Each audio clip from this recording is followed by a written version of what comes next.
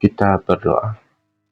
Kasih karunia dan damai sejahtera dari Allah Bapa kita dan dari anaknya Tuhan Yesus Kristus yang menyertai kamu sekalian. Amin.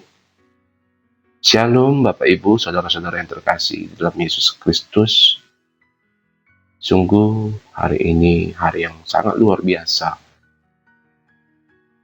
untuk kita, karena firman Tuhan kita pada hari ini menyapa kita dari Yudas 1 ayat 20 sampai 21. Saya akan membacanya untuk kita.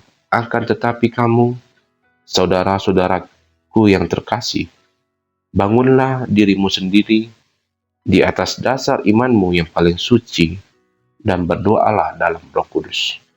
Peliharalah dirimu demikian dalam kasih Allah sambil menantikan rahmat Tuhan kita Yesus Kristus untuk hidup yang kekal. Demikian firman Tuhan.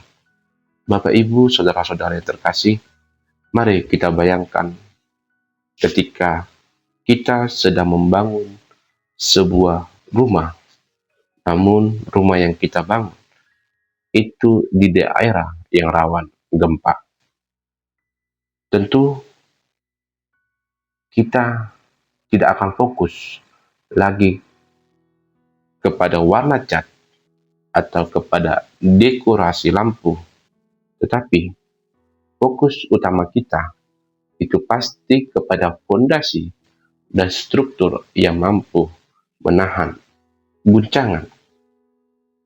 Demikian Bapak Ibu, saudara-saudara yang terkasih, dunia yang kita tinggali saat ini itu sedang mengalami gempa.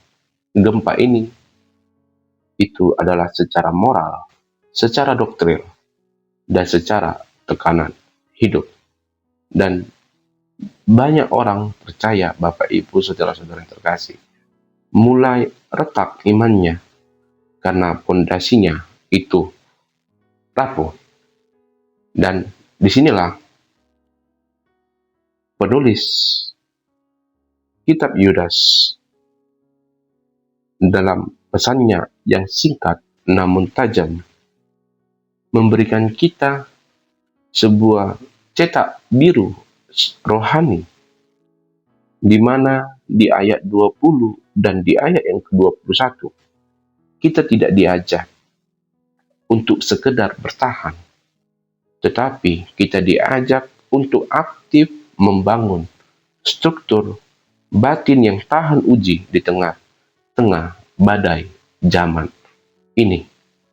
Di dalam ayat yang kita baca hari ini, Bapak Ibu, saudara-saudara yang terkasih, penulis kitab menggunakan kata-kata kerja aktif, di mana membangun, berdoa, memelihara, dan menanti. Dan penulis kitab memberikan 4 pilar penting agar iman kita tidak goyah. Pilar yang pertama itu adalah membangun diri di atas iman. Dikatakan, akan tetapi saudara-saudaraku yang terkasih, bangunlah dirimu sendiri di atas dasar imanmu yang paling suci. Dan disinilah Bapak Ibu, saudara-saudara yang terkasih, ternyata iman itu bukanlah sesuatu yang statis, melainkan iman itu adalah sesuatu yang dinamis, di mana kata membangun mengisyaratkan bahwa adanya proses berkelanjutan, sama seperti ketika kita mendirikan sebuah bangunan. Dan dasar bangunan kita itu adalah, Bapak Ibu, saudara-saudara yang terkasih, itu merupakan tentang kebenaran Kristus itu sendiri, di mana kita bertanggung jawab atas pertumbuhan rohani kita sendiri. Dan kita juga tidak bisa hanya mengandalkan iman orang lain atau masa lalu kita.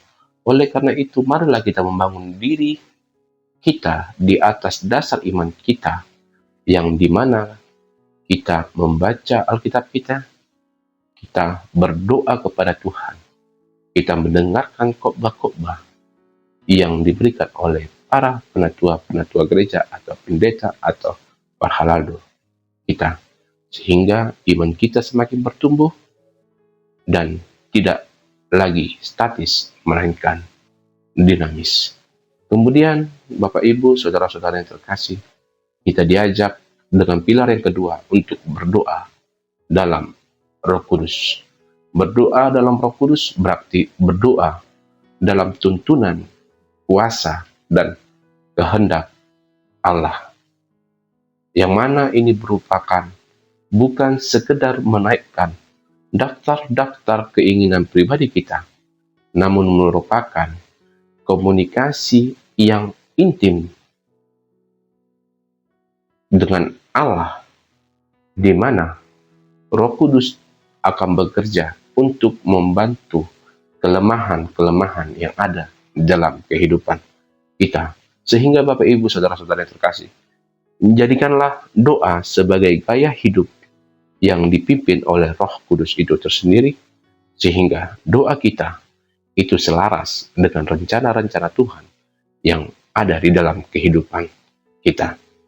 Yang ketiga, kita diajak melihat pilar menjaga diri dalam kasih Allah. Mari kita ingat Bapak Ibu saudara-saudara yang terkasih, Allah selalu mengasihi kita. Sehingga kita harus tetap berada di dalam lingkaran ketaatan agar kita bisa merasakan manfaat dan perlindungan dari kasih itu. Sama seperti ketika kita berteduh di bawah payung saat hujan. Payungnya ada dan kita harus di bawah payung tersebut sehingga kita tidak terkena hujan tersebut. Demikian juga ketaatan, di mana kita harus memelihara diri kita di dalam kasih-Nya, dan jangan biarkan dosa, Bapak Ibu saudara-saudara terkasih, menjauhkan kita dari persekutuan yang manis dengan Allah itu sendiri. Dan pilar yang keempat, kita diminta untuk berfokus pada pengharapan yang kekal. Mari kita ingat saudara-saudara yang terkasih, fokus kita sebagai orang Kristen bukan hanya pada apa yang terjadi hari ini, tetapi juga pada janji kedatangan Kristus yang kedua kalinya, di mana ketika di tengah-tengah kesulitan dunia, kita memiliki perspektif kekekalan, di mana kita berharap akan hidup kekal, sehingga kita mampu bertahan ketika kita menghadapi ujian-ujian iman yang terjadi pada saat ini. Oleh karena itu, marilah kita menjaga iman kita di tengah-tengah dunia yang berubah, di mana kita harus bertindak aktif, bukan pasif. Kita dipanggil untuk bertumbuh dalam kebenaran. Kita berkomunikasi dengan Tuhan melalui tuntunan Roh, dan kita berdiam dalam kasih Allah melalui ketaatan kita, dan kita selalu berharap pada janji kedatangan Kristus, yaitu janji tentang kehidupan yang kekal. Dengan melakukan hal-hal tersebut, Bapak Ibu saudara-saudara yang terkasih, kita tidak akan mudah lagi diombang-ambingkan oleh arus zaman ini, melainkan kita tetap tegak berdiri hingga hari kemenangan itu tiba di dalam kehidupan kita. Amin. Kita berdoa. Ya Allah Bapa yang Maha Pengasih, Sang Pencipta langit dan bumi, kami datang kepadamu Tuhan melalui renungan kami pada hari ini Tuhan. Kami mengucapkan terima kasih kepadamu Tuhan atas kasih dan karunia yang Kau berikan kepada kami Tuhan. Kami selalu sehat dan kami bisa menjalani aktivitas kami hingga pada saat ini Tuhan.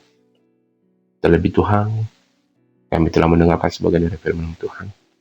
Kiranya firman Tuhan menjadi pelita di dalam kehidupan kami Tuhan, agar kami Tuhan, orang-orang yang percaya kepadamu Tuhan, tidak lagi terombang-ambing di dalam arus zaman ini Tuhan. Tapi kami tetap tegak, berdiri, sambil berharap atas janji-Mu tentang kehidupan yang kekal yang Engkau berikan kepada kami. Kami juga Tuhan, berdoa Tuhan, melalui Roh-Mu Tuhan, yang selalu mengajari kami Tuhan, agar setiap perkataan dan perbuatan kami Tuhan akan mampu menghadapi setiap masalah-masalah yang kami hadapi, dan semuanya hal itu Tuhan, kemenangan kami itu Tuhan, itu hanya untuk kemuliaan bagi nama Tuhan. Kami juga berdoa Tuhan, karena kami tahu Tuhan, kami adalah manusia yang tidak luput dari dosa Tuhan. Ampunilah kami dari segala dosa kami Tuhan, agar terhalang berkat yang Kau berikan kepada kami. Di dalam nama anak-Mu Tuhan Yesus Kristus, kami berdoa dan mengucap syukur. Amin.